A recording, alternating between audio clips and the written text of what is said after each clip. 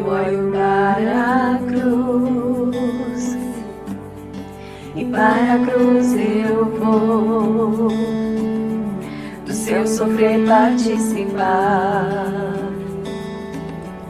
da sua obra vou cantar. Meu Salvador na cruz mostrou o amor do Pai, o justo Deus.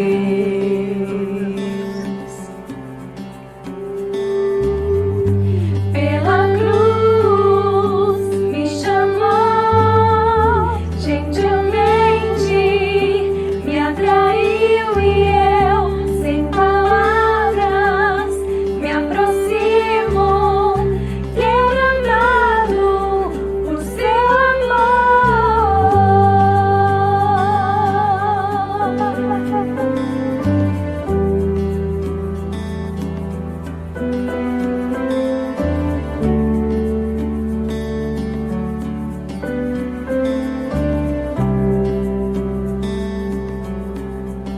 imerecida vida, de graça recebi, por sua cruz, da morte me livrou, trouxe minha vida, e eu estava condenado, mas agora pela cruz eu fui reconciliado.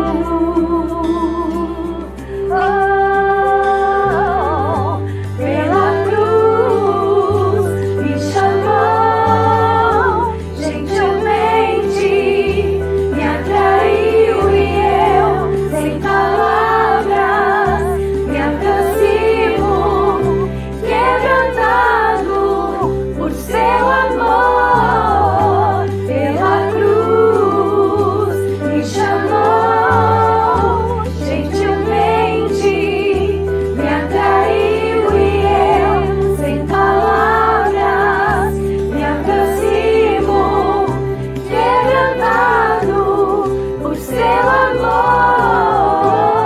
Impressionante é o seu amor.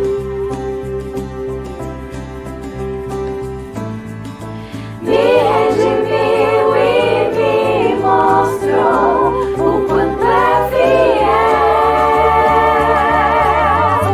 Pela cruz me chamou, gentilmente me atraiu e eu, sem palavras, me aproximo, quebrantado por seu amor.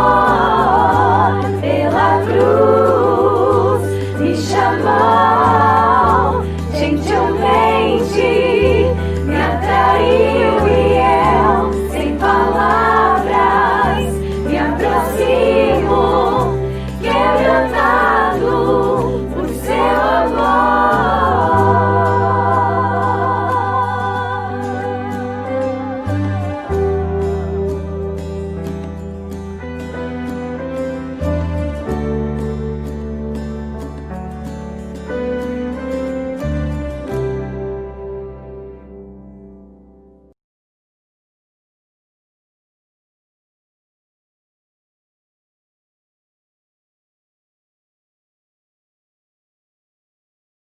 Punição resolve? Essa é uma discussão antiga. Aos que defendam que sim e aos que defendam que não. A ideia de punição é castigar alguém que cometeu algum erro. Agora, um dos grandes problemas da punição é que se inicia uma espiral de violência, porque muito da punição é realizada a partir do ódio. E para se vingar da punição sofrida, reagimos com mais ódio. Sobre o ódio, a fabulosa Maya Angelou escreveu: o ódio tem sido a causa de vários problemas no mundo, mas até hoje ele não resolveu nenhum. Por falar em frases, São muito comuns em nossos países os ditados populares, expressões que todos aprendemos desde criança. Não julgue um livro pela, mentira tem perna, para bom entendedor, meia palavra. Eu não precisei terminar as frases para que você soubesse do que eu estava falando. E essa é a ideia dos ditados populares. Ditados populares também são chamados de provérbios. E é assim com relação ao livro da Bíblia, chamado de Provérbios. Fomos ensinados que o livro de Provérbios foi escrito pelo rei Salomão, mas existem ditados de outras pessoas, homens e mulheres. Provérbios 31, por exemplo, que fala da mulher ideal, é uma série de ensinamentos que a mãe do rei Lemuel passou para ele. Interessante isso, né? Provérbios, então, é uma coleção de coleções que aborda questões sobre valores, comportamento e o significado da vida. E o tema principal desta coleção é o temor do Senhor como princípio da sabedoria. Os editores desta coleção ajuntaram vários ditados populares que davam dicas para se alcançar sabedoria para a vida, a partir do temor do Senhor. Para os provérbios, temer a Deus é diferente de se ter medo de Deus. Temer a Deus é respeitá-lo. E é a base de qualquer relacionamento saudável.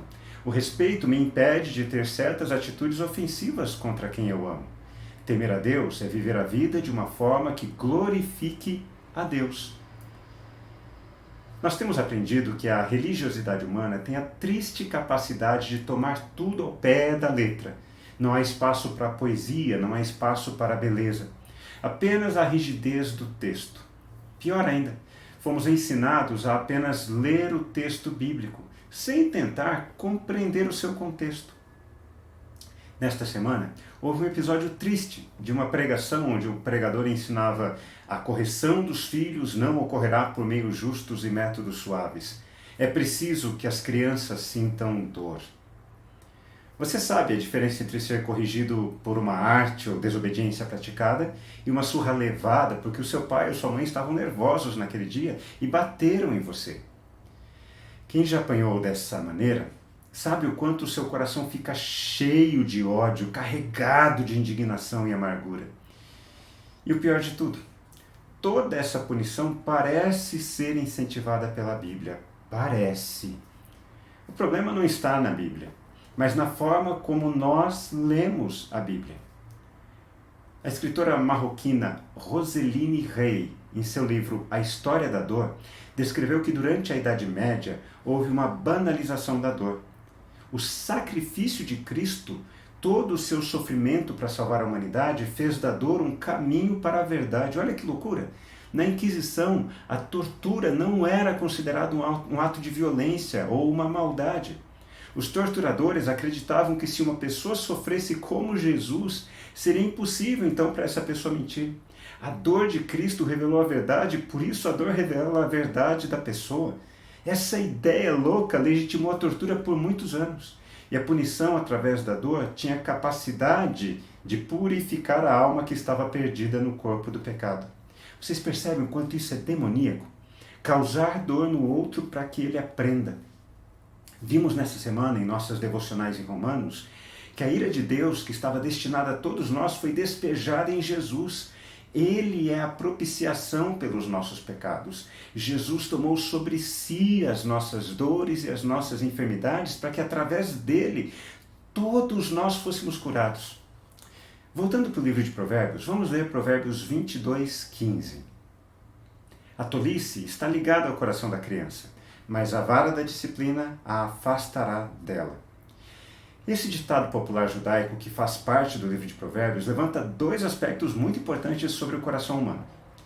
Embora fale sobre as crianças, esse ditado fala sobre todos nós, já que todos nós já fomos crianças, embora alguns ainda continuem até hoje.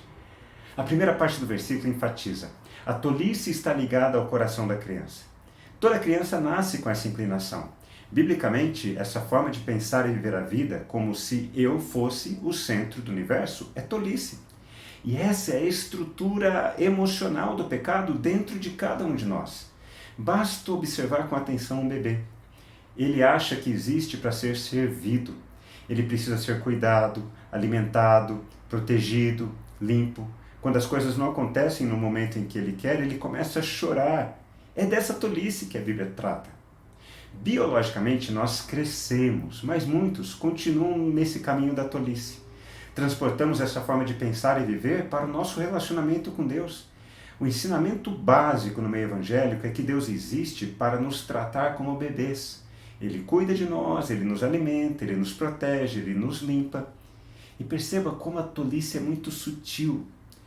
Eu existo para ser servido e Deus existe para me servir. E é exatamente contra essa tolice que o ditado de Provérbios propõe uma solução. Para afastar a criança do caminho da tolice, de achar que ela é o centro do universo, os pais devem aplicar a vara da disciplina.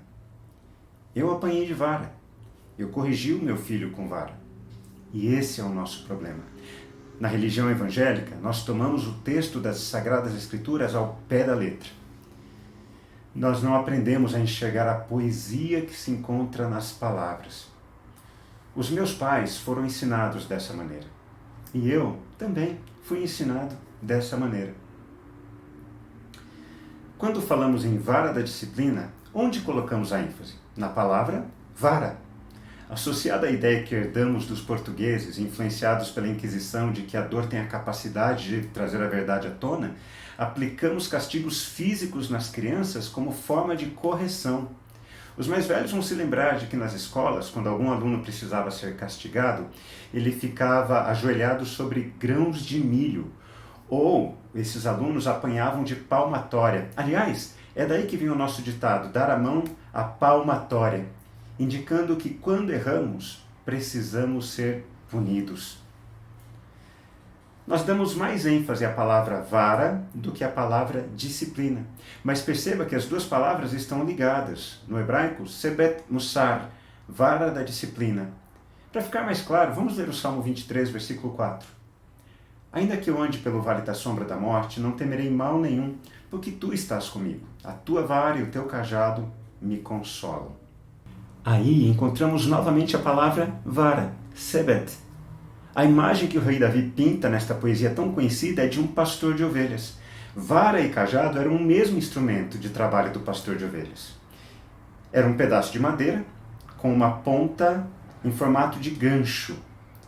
A vara puxava as ovelhas para perto do pastor e o cajado, que era a outra ponta reta, afastava os predadores das ovelhas. Quando Davi escreveu a tua vara e o teu cajado me consolam, ele usa para a palavra que foi traduzida no português como consolam, a palavra no hebraico que dá o sentido de ser conduzido em arrependimento. Isso é sinônimo de disciplina. Então olha que interessante. Vara da disciplina tem a ver com uma ação que coloca a criança novamente no caminho a ser trilhado para que ela não se torne um adulto tolo. Apenas isso. Na expressão vara da disciplina, a ênfase deve estar sempre na disciplina e jamais no castigo. E isso é muito diferente do outro oposto. Se por um lado há o exagero de se punir fisicamente, por outro lado há o exagero de não se corrigir, não se disciplinar os erros. Nem uma coisa nem outra. A proposta bíblica é centrada. O coração humano é tolo por natureza. Por isso ele precisa ser corrigido, disciplinado. E isso não se dará por punição física, mas pela aplicação da disciplina, a correção de rota. Vara da disciplina enfatiza mais a ação de quem corrige do que a ação de quem é corrigido. Quantos pais e mães, quando vão corrigir os seus filhos, dizendo, por exemplo, que eles não podem gritar com os outros, fazem isso esbravejando, você não pode gritar com os outros. Acabam repetindo outro ditado encontrado na Bíblia, um cego guiando outro cego. Que Deus nos dê a graça de sermos pessoas que corrijam a partir da disciplina e não a partir da punição. Que você olhe para Jesus ao corrigir os seus filhos, chamando eles para o caminho da disciplina. Vá e não peques mais. Ou seja, abandone o caminho da tolice, de que os outros têm que fazer por você o que apenas você pode fazer.